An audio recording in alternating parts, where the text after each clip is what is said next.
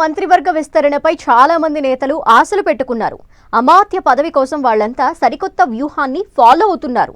ప్రస్తుతం ప్రభుత్వంలో 6 బెర్తులు ఖాళీగా ఉండగా వాటిని దక్కించుకోవటం కోసం నేతలు ప్రతి వ్యూహాలు సిద్ధం చేసుకుంటున్నారు. నేరుగా మంత్రి పదవి కావాలని అడుగుతూనే ప్లాన్ బిలో భాగంగా మరో ఎత్తుగడ వేస్తున్నారు. ఇంతకీ మంత్రి పదవి రేసులో ఉన్న నేతలెవరు?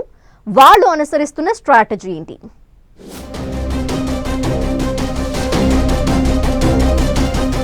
తెలంగాణలో కాంగ్రెస్ సర్కార్ ఏర్పడి ఏడాదిన్నర కావస్తోంది. ఇప్పటికీ పూర్తి స్థాయిలో మంత్రివర్గం లేకుండానే ప్రభుత్వం రన్ అవుతోంది.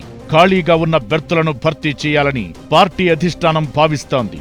దీంతో ఖాళీగా ఉన్న 6 స్థానాల కోసం భారీ పోటీ కనిపిస్తోంది. ఇప్పటికే ఢిల్లీ వెళ్లి కొంతమంది నేతలు అధిష్టాన పెద్దల ముందు తమ మనసులో కోరిక బయటపెట్టుకున్నారు. ఇదంతా ఒకవైపు చేస్తూనే మరోవైపు ప్లాన్ బి ఫాలో అవుతున్నారు. మంత్రి పదవి విషయంలో పార్టీపై ఒత్తిడి తీసుకొచ్చేందుకు రెడీ అవుతున్నారు. ఇదే ఇప్పుడు పార్టీలో కొత్త చర్చకు దారితీస్తోంది. ఇబ్రహీంపట్నం ఎమ్మెల్యే మల్రెడ్డి రంగారెడ్డి మంత్రి పదవిపై కన్నేశారు. ఎప్పట్నుంచో ప్రయత్నాలు చేస్తున్నారు. అయితే ఇప్పుడు ప్లాన్ బి ఫాలో అవుతున్నారు. మంత్రి పదవి విషయంలో రంగారెడ్డి జిల్లాకు అన్యాయం చేయొద్దనే నినాదం అందుకున్నారు. రాష్ట్ర జనాభాలో 42% జనాభా ఒక్క ఉమ్మడి రంగారెడ్డి జిల్లాలోనే ఉందని, దీంతో తనకు మంత్రి పదవి ఇవ్వాలని కోరుతున్నారు. తనకు మంత్రి పదవి ఇచ్చేందుకు సామాజిక సమీకరణాలు అడ్డుగా మారితే తాను రాజీనామా చేసేందుకు కూడా సిద్ధమంటున్నారు. తన నియోజకవర్గం నుంచి పార్టీ ఎవరిని సూచిస్తే వారిని గెలిపిస్తానని, వారికి నా మంత్రి పదవి కట్టబెట్టాలని సూచిస్తున్నారు. ఇక ఉమ్మడి ఆదిలాబాద్ జిల్లా మంచిర్యాల ఎమ్మెల్యే ప్రేమ్ సాగర్ రావు కూడా ఇదే వరుసలో ఉన్నారు.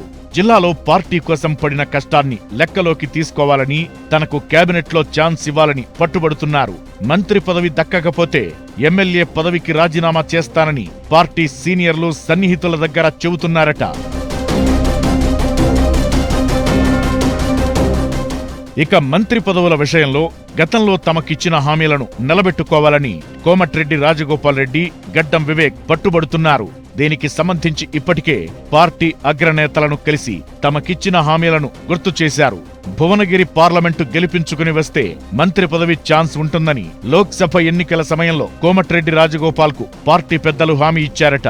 ఆ విషయాన్ని పదే పదే గుర్తు చేస్తూ పార్టీపై ఒత్తిడి తీసుకొచ్చే ప్రయత్నం చేస్తున్నారు రాజగోపాల్. ఇక బీజేపీ నుంచి కాంగ్రెస్ లోకి వచ్చేప్పుడు తనకు మంత్రి పదవి హామీ ఇచ్చారని, దాన్ని నిలబెట్టుకోవాలని చెన్నూరు ఎమ్మెల్యే గడ్డం వివేక్ కూడా పార్టీపై ప్రెషర్ పెంచినట్టు తెలుస్తోంది. ఇకటు ఎల్లారెడ్డి ఎమ్మెల్యే మదన్ మోహన్ రావు కూడా రాహుల్ కోటరీ నుంచి ఒత్తిడి తీసుకొస్తున్నారట.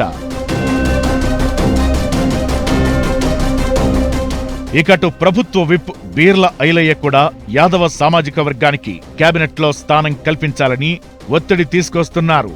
ఉమ్మడి ఏపీలో యాదవ సామాజిక వర్గానికి ఖచ్చితంగా అవకాశం ఉండేదని, ఇప్పుడు తనకు అవకాశం కల్పించాలని పట్టిన పట్టు వేయడం లేదని టాక్.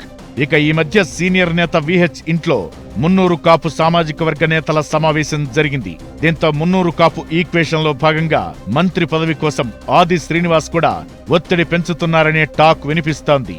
ఓవరాల్ గా అగ్రనేతలను కలవడం, విన్నపాలు వినిపించుకోవడంతో పాటు పార్టీ మీద ఒత్తిడి తీసుకొచ్చేలా ప్లాన్ బితో నేతలు సరికొత్త వ్యూహాలు అమలు చేస్తున్నారు. మరి ఇది వర్కౌట్ అవుతుందో లేదో చూడాలి.